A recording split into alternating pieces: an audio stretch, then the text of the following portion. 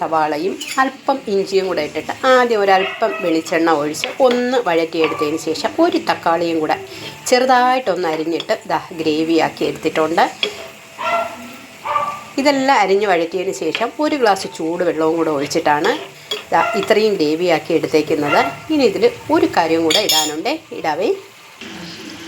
Gravy എല്ലാം റെഡിയായി വന്നിട്ടുണ്ട്. ഇനി ഒരല്പം മല്ലിയില കൂടെ ഇടാം.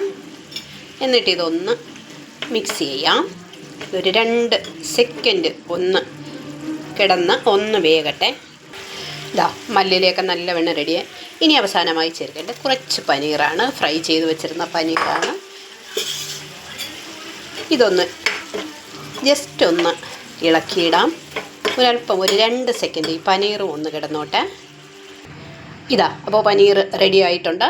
ഇനി അടുത്ത അടുപ്പിൽ അടിപൊളി ചപ്പാത്തിയും റെഡി ആയിട്ടുണ്ട്. അപ്പോൾ ഇന്നത്തെ രാത്രി ഭക്ഷണം ചപ്പാത്തിയും പനീറും. Okay, by.